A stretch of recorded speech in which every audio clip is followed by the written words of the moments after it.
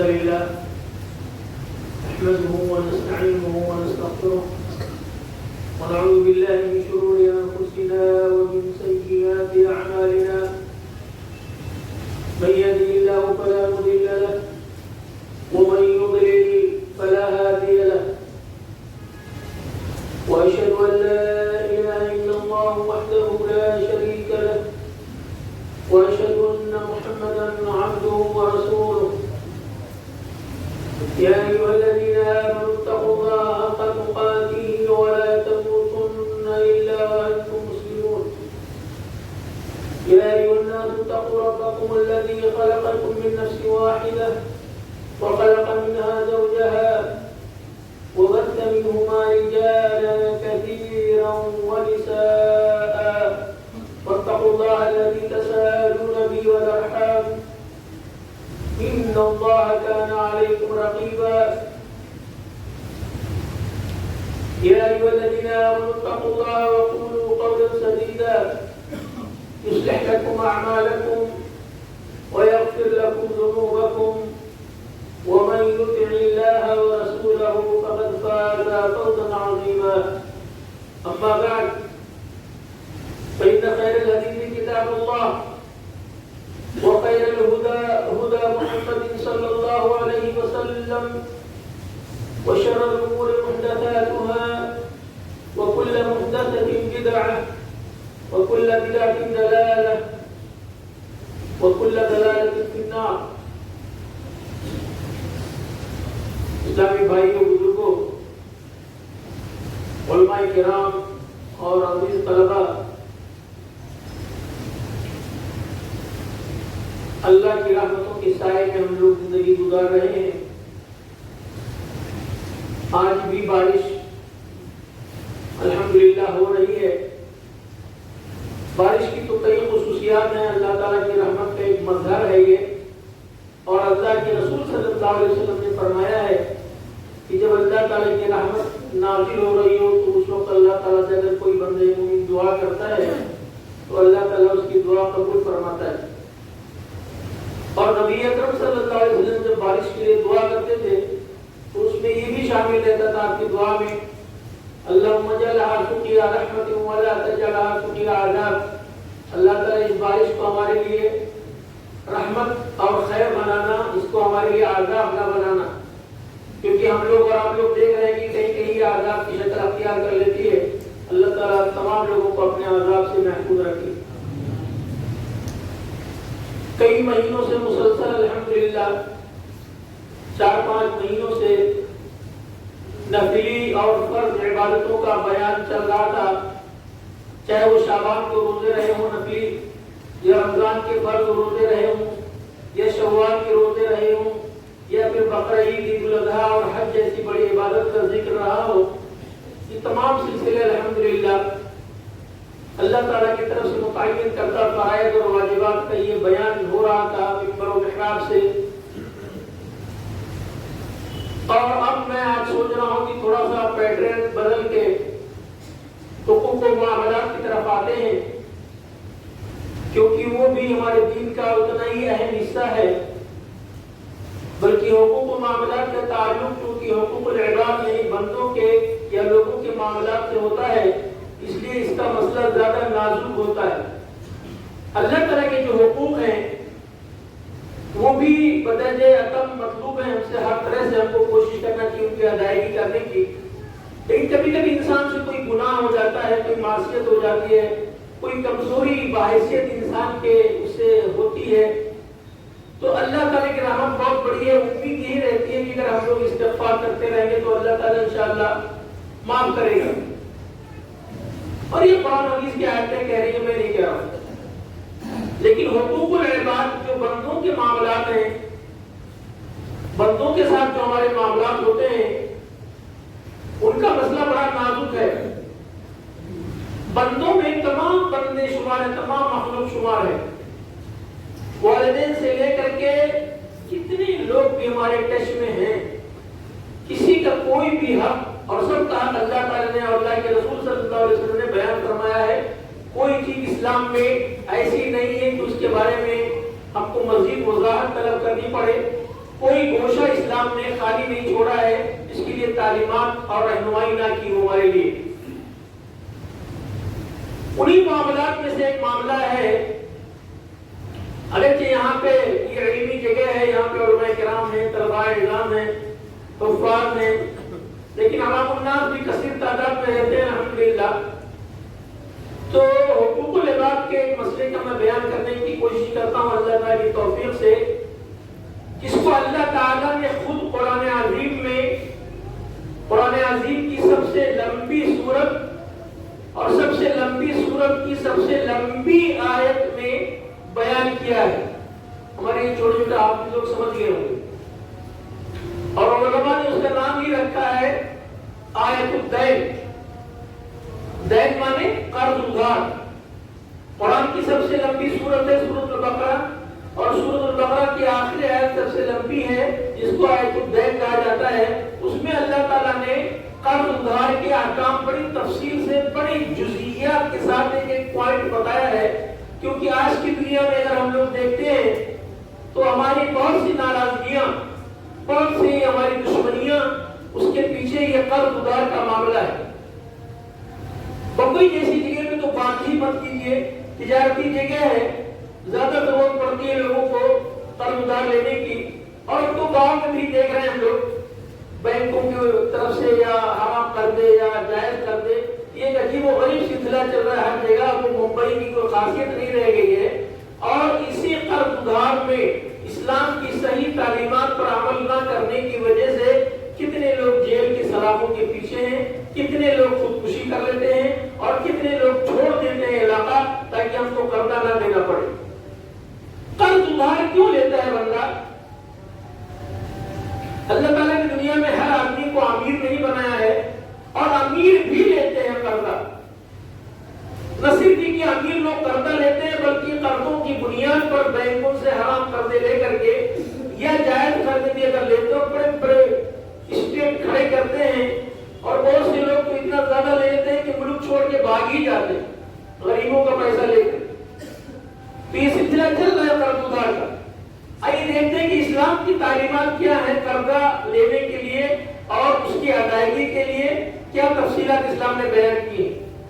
اول تو اسلام نے قرضہ ادھار لینا جائز کیا، اس میں کوئی شبہ نہیں ہے، لیکن انتہائی ضرورت کے وقت پر، انتہائی ضرورت کے وقت پر جب ہم ضرورت کی بات کرتے ہیں تو اگر عربی ڈکشنری میں جائیں گے ہم تو قرآن نے اس ضرورت کو اضطرار سے تعبیر کیا ہے۔ اضطراری حالت، الا من اضطررتم علیہ، یعنی ایسی وہ حالت آ جائے مجبوری کی کہ جان نکلنے کی نوبت آ جائے تو اس وقت آپ حرام چیز بھی کھا سکتے ہیں، ایسی مجبوری شدید ہو تب تو قرضہ ادھار مانگنا چاہیے، ورنہ اللہ کے رسول صلی اللہ علیہ وسلم نے فرمایا ہے اسلام یہ خودداری کی تعلیم دیتا ہے، غیرت کی تعلیم دیتا ہے، کسی کے سامنے جھکنے کی اجازت نہیں دیتا ہے، کسی کے سامنے دستے سوال پھیلانے کی اجازت نہیں دیتا ہے۔ فرمایا نبی اکرم صلی اللہ علیہ وسلم نے اگر کام چل رہا ہے کسی صورت سے، کسی صورت کی ایک صورت بتاؤں میں، 2 مہینہ نبی صلی اللہ علیہ وسلم کے گھر میں چولہا نہیں جلا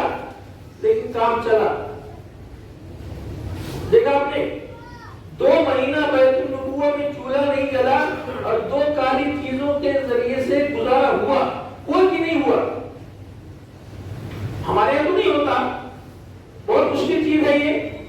تو اجازت تو اللہ تعالیٰ نے دیا، لیکن اللہ کے رسول نے فرمایا لا تسألون الناس شیئا، لوگوں سے کچھ بھی مت مانگو، کچھ بھی مت مانگو، ورنہ عمومی طور پر اس کی حدیث کی بڑی تفصیل ہے لیکن وقت نہیں ہے، ورنہ عمومی طور پر اسلام نے حکم دیا ہم لوگوں کو کہ ضرورت مندوں کی مدد کی جائے۔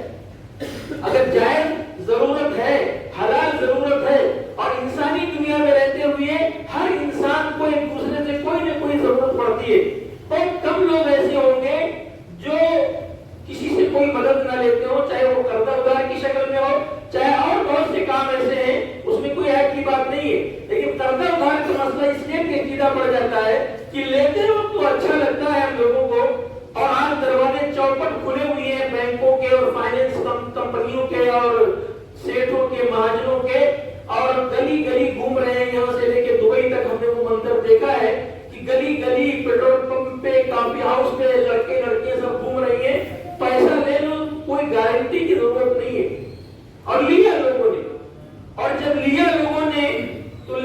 کو بڑا اچھا لگتا ہے یا تو بہت سے لوگ شوقیہ قرضہ لیتے ہیں. کوئی پروگرام نہیں ہے سامنے, کوئی بزنس سامنے نہیں ہے, کوئی ارادہ نہیں ہے, کوئی ضرورت نہیں ہے. بہت سے لوگوں کو ضرورت پڑتی ہے, لڑکی کی شادی کر رہی ہے, کر رہے ہیں, ہو سکتا ہے کوئی دباؤ ہو, کوئی پریشر ہو, پیسہ لینے کی ضرورت پڑ جاتی ہے انسان کی. ابا کا علاج کرانا ہے, بڑا خرچہ بتا دیا ڈاکٹر نے, پیسے فی الحال نہیں ہے, لینا پڑتا ہے انسان کو. بچے کا یا بچی کا ایڈمیشن کرانا ہے, فی الحال پیسے نہیں ہے, ڈیٹ نکل جائے گی, کبھی کبھی انسان کو لینا پڑتا ہے, کوئی بات نہیں ہے.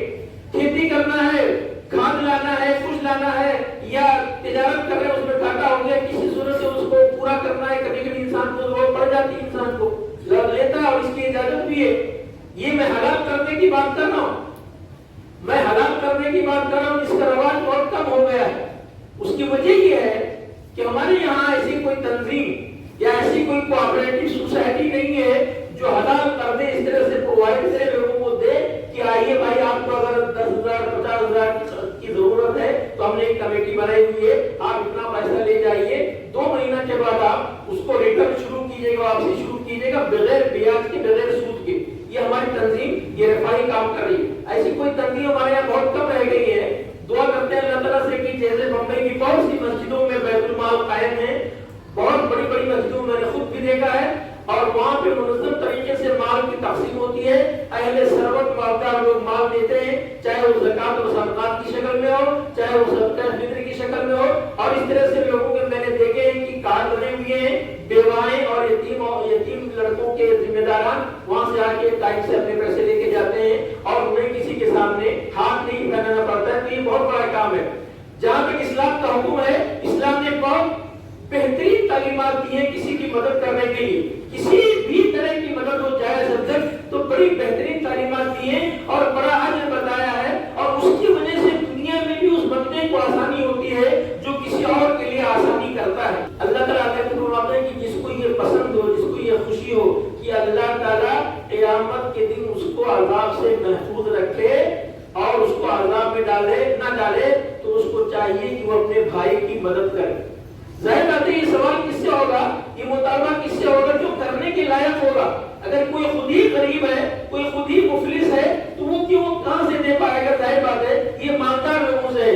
یہ مالدار لوگوں کا مسئلہ یہ ہے کہ بینک میں سڑے لاکھوں کروڑوں بینک میں پڑا رہے, اس کا انٹرسٹ بنے, وہ غیر اسلامی تنظیموں کو دیا جائے یا بینک والے کھائیں یا لے کے بھاگ جائے, وہ منظور ہے. لیکن اپنے کسی بھائی کو 10,000 20,000, کوئی پرچون کی دکان کھولنا چاہتا ہے, کوئی سائیکل کی دکان کھولنا چاہتا ہے یا چھوٹے کرانے کی دکان کھولنا چاہتا ہے, تو اس کو خاطر میں نہیں لائیں گے. سیٹ لوگوں کے سامنے ہمت نہیں ہوتی لوگوں کو جانے کی. لیکن یہ اللہ کے رسول صلی اللہ علیہ وسلم باقاعدہ ذاتی طور پر مسجد نبوی میں کسی کو دیکھتے تھے کہ پریشان بیٹھے ہوئے ہیں, تو پوچھتے تھے کہ کیوں پریشان ہو, تو وہ بتاتے تھے کہ قرض کا بوجھ ہے سر پہ.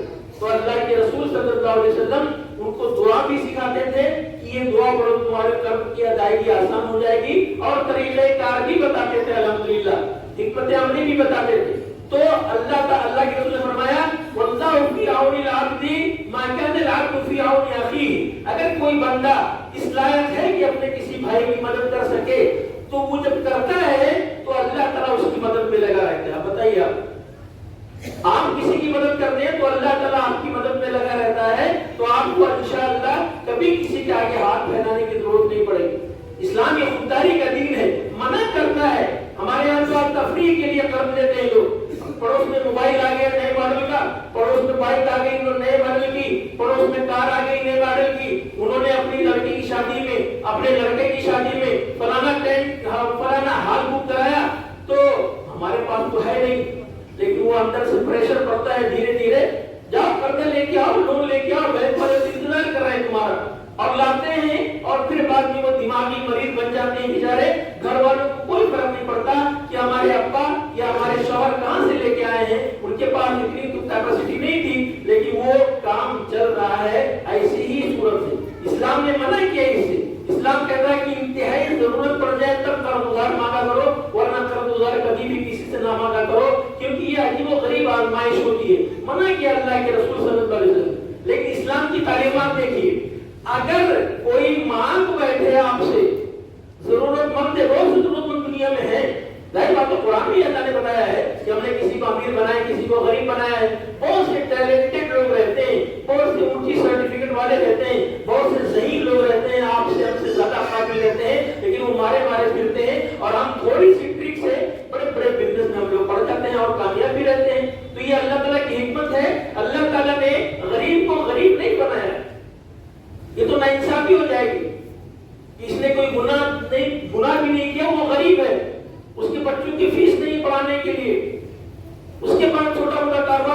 پیسہ نہیں ہے. اللہ تعالیٰ کیا ہے؟ یہ بے انصافی نہیں ہے. اللہ تعالیٰ نے کیا فرمایا ہے کہ ہم نے کسی کو امیر بنایا ہے اور کسی کو غریب بنایا ہے، لیکن غریب کا پیسہ اس امیر کے اکاؤنٹ میں ڈال رکھ دیا ہے. اس امیر کی یہ ذمہ داری ہے کہ غریب کو اس کا پیسہ اپنے اکاؤنٹ سے نکال کے دیا کرے، چاہے صدقہ و زکات کی شکل میں، چاہے اور جو زکات کے 8 فنڈ ہیں اسلام میں، زکات کے 8 فنڈ ہیں اسلام میں کہ ان سے پوری سوسائٹی کی الحمدللہ مدد ہو سکتی ہے. آپ اسی قرضے کو دیکھ لیجئے، اسی قرضہ ادھار کی وجہ سے کتنے لوگ جیل میں سڑ رہے ہیں، کتنے لوگ جیل میں پڑے ہوئے ہیں، اور معمولی اماؤنٹ ہے یا زیادہ اماؤنٹ ہے لیکن کوئی ان کی مدد کرنے کے لیے تیار نہیں ہے. اب بینک والے یا دلال یا ایجنٹ جنہوں نے لون دلایا تھا وہ ہر طرح سے مس یوز کرتے ہیں، ہر طرح سے پریشر بناتے ہیں، یہاں تک کہ اللہ تعالیٰ معاف کرائے مسجد کی ممبر پہ کھڑے ہونے کو مجھے نہیں کہنا چاہیے، لیکن یہ کہنے پہ مجبور ہوں کہ بہت سی عورتیں جو لون لیتی ہیں ان کا مس یوز بھی کرتے ہیں دلال اور ایجنٹ لوگ. ایسا نہیں کرو گی تو میں جیل میں ڈالوا دوں گا وغیرہ وغیرہ. اور شرم آتی ہے جب سونار کی دکان کے پاس سے گزریے تو ہماری برقع پوش عورتیں وہ سونا وہاں رکھنے کے لیے اور قرضہ لینے کے لیے مجبور ہوتی ہیں تو شرم سے گردن جھک جاتی ہے کہ اتنے بڑی بلڈنگوں میں رہنے والے، اتنی بہترین گاڑیوں میں سیر و تفریح اور عیش کرنے والے لوگ آج ان کو کسی بیوہ کو دینے کے لیے ان کے پاس پیسے نہیں ہیں، کسی غریب مزدور کو ایک ٹھیلا لگانے کے لیے پیسہ دینے کے ان کے پاس طاقت نہیں ہے، ہمت نہیں ہے، ارادہ نہیں ہے. کسی کو ایک جوسر لے کے دے دیں وہ کہ تم جوس لگا کے پیسے کماؤ اپنے بچوں کے. کتنے لوگوں کو میں جانتا ہوں یہ مسجد میں کرتے ہیں، پھل مسجد کے باہر یہی ممبرہ کی بات کر رہا ہوں میں، اور کہہ رہے تھے الحمدللہ مولانا صاحب 40-42 ہزار روپے مہینہ کا میرا بنتا ہے. معمولی سی تعاون کسی نے کیا یا معمولی سودا کسی سے لیا اور ان کی زندگی خوش و خرم گزر رہی ہے. ہم لوگوں سے زیادہ، آپ لوگوں سے زیادہ خوش و خرم ہے. ان کے اندر عجیب سے اطمینان اور سکون پایا جاتا ہے. لیکن اگر جائز ہے تو انسان کی مدد کرنی چاہیے، قرض دار کو دینا چاہیے لوگوں کو، اور قرض ادھار دینے کا بڑا ثواب اللہ تعالیٰ نے قرآن اور حدیث میں بتایا ہے. لیکن قرض لینا تو اچھا لگتا ہے، قرض لینا تو اچھا لگتا ہے. ہمارا کام چل گیا ہے، ہمیں ٹور پہ جانا ہے یا پکنک پہ جانا ہے یا شادی کرنی ہے، گھر بنانا ہے، کچھ بھی ہو گیا. آج کی دنیا میں جب میں نے کہا کہ ضرورت، ہم لوگ ضرورت جس طرح لفظ بولتے ہیں اردو میں، عربی میں ضرورت اس معنی میں استعمال نہیں ہے. عربی میں ضرورت کا لفظ جو ہے اسی معنی میں استعمال ہے جس کو کہا گیا کہ اگر جان نکلنے کی نوبت آ جائے الا مضطرۃ علیہ، تو اور اس کی جو ہم لوگ ضرورت بولتے ہیں اس کے لیے عربی میں حاجت، اردو میں حاجت کا لفظ استعمال ہوتا ہے عربی میں کہ ایک حاجت ہے. مثال کے طور پر آپ کو 3 ٹائم کا کھانا کھانا ہے، یہ آپ کی حاجت ہے. اگر آپ 1 ٹائم کا کھائیں گے یا 2 ٹائم کا کھائیں گے تب بھی انشاءاللہ زندہ رہیں گے. لیکن اگر آپ کی جان نکلنے کی نوبت آ جائے تو وہ ضرورت ہے الا مضطرۃ، جہاں مجبور ہو جاؤ اب تمہیں حرام ہی کھانا پڑے گا تو تمہاری جان بچے گی، وہ اسلام نے اجازت دیا ہے. لیکن ہم لوگ تو شوقیہ یہ سب کام کرتے ہیں قرض ادھار کی، اور اس کے بعد ٹینشن میں رہتے ہیں، مختلف بیماریوں میں مبتلا ہوتے ہیں، مختلف لعنتیں دنیا میں ملتی ہیں. اس لیے ہم کو احتیاط کرنا چاہیے کہ جتنی بڑی چادر ہو اتنا ہی پاؤں ہم کو پھیلانا چاہیے. یہ اسلام کی تعلیمات ہیں. آپ دیکھیے صحابہ کرام کو زبردست شاندار زندگی گزاری. بہت سے لوگ ایک دو تجارت کرتے تھے یا باغات وغیرہ میں جاتے تھے، اور اکثر لوگ گھر جاتے تھے کھانا کھانے کے لیے، کھانا مکمل کیے بغیر دوبارہ واپس چلے جاتے تھے مسجد نبوی میں کہ اللہ کے رسول گھر میں بچوں کے ساتھ دل نہیں لگا، گھر میں بچوں کے ساتھ دل نہیں لگا، آپ کی یاد میں بھاگتے ہوئے آ رہا ہے. تو ان کو قرضہ ڈالنے کی کیا ضرورت؟ لیکن کبھی یہ اگر کسی نے، تو اسلام کی تعلیمات آپ کو بتا رہا ہوں میں کہ یہ ایسا موضوع ہے بظاہر دیکھنے میں آسان ہے، ہلکے میں ہم لوگ بہت دیتے ہیں، لیکن یہ ایسی کمی ہے یا ایسا گناہ بھی آپ کہہ سکتے ہیں کہ اللہ کے رسول صلی اللہ علیہ وسلم جن کو اللہ نے رحمت للعالمین کا خطاب دیا، اور جو مسجد نبوی میں جب خواتین آتی تھی نماز پڑھنے کے لیے اور اگر کوئی چھوٹا بچہ رونے لگتا تھا تو اللہ کے رسول صلی اللہ علیہ وسلم جیسا کہ صحیح بخاری کی حدیث میں ہے، بچے کی پریشانی اور اس کے ساتھ ساتھ ماں کا ٹینشن سوچ کر کے وہ نبی صلی اللہ علیہ وسلم نماز مختصر کر دیتے تھے. جو نبی ایک ایک رکعت میں 3-3 4-4 بڑی بڑی سورتیں، طوال سورتیں پڑھا کرتے، اتنے رحم دل تھے. اس کے باوجود اور صحابہ کرام بھی آپ کے اوپر اپنی جان قربان کرنے کے لیے تیار. یہ ہم لوگوں کا ڈائلاگ ہے، ان لوگوں کا عمل تھا، ان لوگوں کا عمل تھا. اپنی جان واقعتاً قربان کرتے تھے. حضرت سعد رضی اللہ عنہ جنگ احد میں آپ کے سامنے کھڑے ہیں دفاع بن کر کے, اور اللہ کے رسول کہے ارم سعد فدا کا بھی و امی. دو صحابہ کرام ہیں جن کے لیے اللہ کے رسول نے یہ لفظ استعمال کیا ہے کہ عام طور سے صحابہ کرام کہتے ہیں یا رسول اللہ فدا کا بھی امی, آپ کے اوپر میرے ماں باپ قربان ہوں. دو صحابہ کرام کے لیے آپ نے استعمال کیا فدا کا بھی امی, ارم تیر چلاؤ سعد میرے ماں باپ تمہارے اوپر قربان. ان صحابہ کرام میں سے کسی ایک کی نماز جنازہ آپ نہ پڑھائیں, انکار کر دیں تو کوئی معمولی بات ہوگی نہیں. تھوڑا سا سوچنے کی ضرورت ہے کہ رحمت للعالمین اور اپنی جان قربان کرنے والے صحابہ کرام یہ سنت تھی اللہ کے رسول کی, اور آج بھی علماء کرام یہ سنت ادا کرتے ہیں الحمدللہ کہ پوچھتے ہیں جنازہ سے پہلے کہ کسی کا کچھ لینا دینا ہو تو بتا دے. جب بتائے لوگوں نے کہ ہاں واقعی ان کے اوپر قرضہ ہے, معمولی قرضہ تھا, دو روایتیں آتی ہیں, ایک میں 3 دینار کا تذکرہ, ایک میں 2 دینار کا تذکرہ. ابو ہریرہ ابو قتادہ کی روایت والی, اور جو ہے جابر کی روایت ہے اس میں 2 دینار کا تذکرہ ہے. آپ نے کہا پھر تم ان کی نماز جنازہ پڑھ لو, میں نہیں پڑھوں گا. بتائیے آپ اماؤنٹ کوئی بہت بڑا نہیں تھا. آج تو ہم لوگ گن ہی نہیں پاتے جس اماؤنٹ کا قرضہ لیا جاتا ہے. آج کل کتنے زیرو رہتے ہیں آگے, وہ ہم لوگ تو گن ہی نہیں پاتے, کیشیئر ہی نہیں پاتے. چھوٹا سا اماؤنٹ تھا, اس کے بعد رحمۃ اللہ علیہ اتنی سختی کیوں کر رہے ہیں؟ کسی دوسرے کے خون پسینے کی کمائی چاہے وہ کم ہو چاہے زیادہ ہو, لیتے آپ کو اچھا لگتا ہے, خوشامد کرتے ہیں, چاپلوسی کرتے ہیں, دعوت کرتے ہیں. اس نے آپ کے اوپر احسان کیا, آپ کی پریشانی میں آپ کا ہاتھ بٹایا, اس کے بعد جب دینے کا ٹائم آیا تو آپ نے راستہ بدل دیا, آپ نے محلہ بدل دیا, آپ نے ملک بدل دیا. یہ انسانیت تو نہیں ہے, یہ انصاف تو بہرحال نہیں ہے. انسانیت تو یہی سکھاتا ہے کہ جو دے اس کا نہ صرف کہ شکریہ ادا کریں بلکہ ٹائم پر اس کا پیسہ اس کو واپس کر دیا کریں. ہو سکتا ہے اس کی آگے کوئی جیسے کنیکٹڈ فلائٹیں ہوتی ہیں, ایسا ہو سکتا ہے اس کا کوئی معاملہ آگے ہو, وہ آج کا دن انتظار کر رہا تھا کہ آج 19 جولائی کو مجھے فلاں آدمی کو اتنا پیسہ دینا ہے, اور میرا پیسہ تو رکھا ہے فلاں میرے بھائی کے پاس, آج اس نے کہا تھا کہ میں دے دوں گا, اور اسی پر پورا ایگریمنٹ کیا ہوا ہے اور بڑی ڈیل کی ہوئی ہے, اور آپ نے اس کو دھوکہ دے دیا, نظر ہی نہیں آ رہا کہاں ہے پتہ نہیں. موبائل آپ ہے سب سے آسان طریقہ نہیں. اسلام اس سے منع کرتا ہے. اسلام کرتا ہے, اسلام کہتا ہے کہ امانتیں ان کے ٹائم پر لوگوں کو دے دیا کرو, تب یہ معاشرہ صحیح معنوں میں قائم اور دائم رہے گا, ورنہ اسی طرح سے دشمنیاں ہماری بڑھتی رہے گی. آج کسی پڑوسی سے کیوں نہیں بنتی ہے؟ یہی سب معاملات ہیں جو ہمارے اندر دشمنیاں پیدا کر رہے ہیں. اسلام کیا حکم دیتا ہے؟ اسلام کہتا ہے کہ اس کا شکریہ بھی ادا کرو, اور اللہ کے رسول نے فرمایا ہے کہ جو لوگوں کا شکریہ ادا نہیں کرتا کسی احسان پر جو لوگوں کا شکریہ ادا نہیں کرتا وہ اللہ کا بھی شکریہ ادا نہیں کرتا. اس لیے اس کو معمولی نہ سمجھیں ہم لوگ.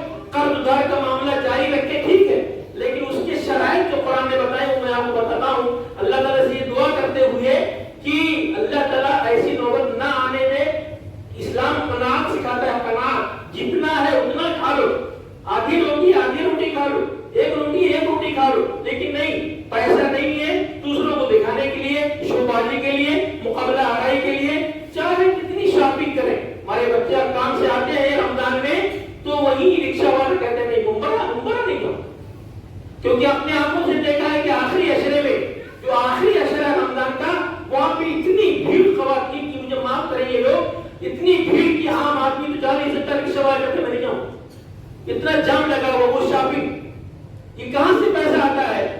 سب کو ٹاٹا برلا تو نہیں ہے, سب لوگ کہاں سے آتا ہے؟ بہت سے لوگ قرض ادھار لیے رہتے. وہ جو سامان آپ پورے سال بمبئی میں خرید سکتے ہیں اس کو آخری عشرہ ہی میں خریدیں گے, جو کہ آخری عشرہ کی فضیلت زیادہ بیان کی گئی ہے. کس کے لیے؟ شاپنگ کے لیے نہیں, عبادت کے لیے بیان کی گئی ہے. لیکن ہم لوگ تو بھائی حدیث ہیں, ہم لوگ تو عالم ہیں, ہم لوگ تو نیک لوگ ہیں, ہم لوگ تو مسلمان لوگ ہیں, ہم کو کیا ٹینشن ہے؟ نہیں, یہ غلط ہے جو صورتحال ہمارے معاشرے کی ہے.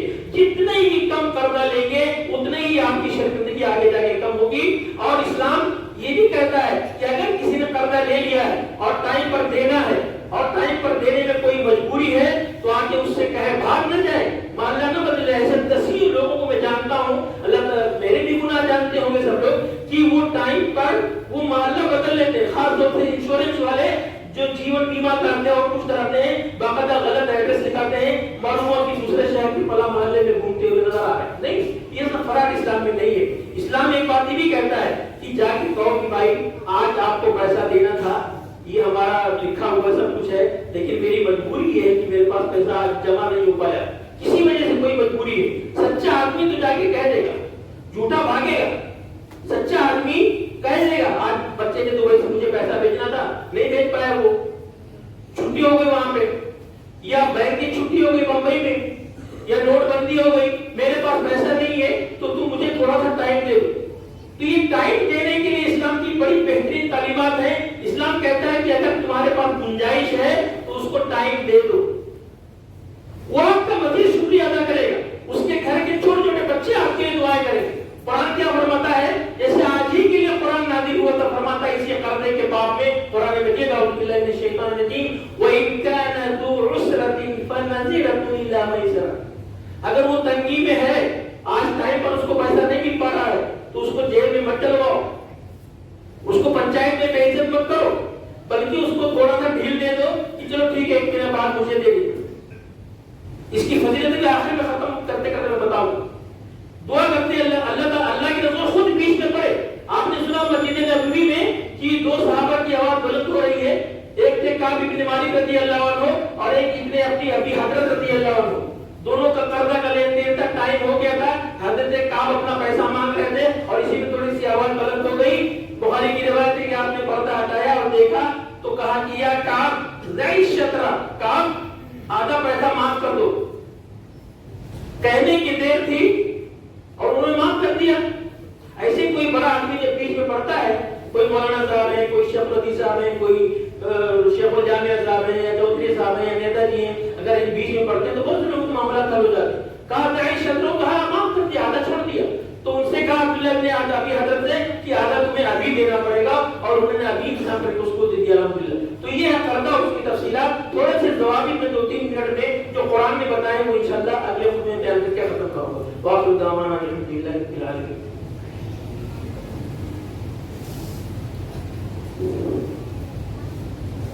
الحمدللہ رب العالمین وصلی وسلم علی المبعوث رحمۃ للعالمین واشهد ان لا اله الا الله وحده لا شريك له واشهد ان محمدا عبده ورسوله۔ قرضے کے بارے میں ہماری ناراضگی یا ہماری دشمنی، یا اگر آپ شہروں کی بات کریں تو 100 روپے کے قتل ہو جاتے ہیں، پل پہ بیٹھے ہیں، نکڑ پہ بیٹھے ہیں جوان، ہاں بھائی لاؤ پیسہ، میرا تو آج ٹائم ہو گیا۔ اچھا پیسہ چاہیے تمہیں؟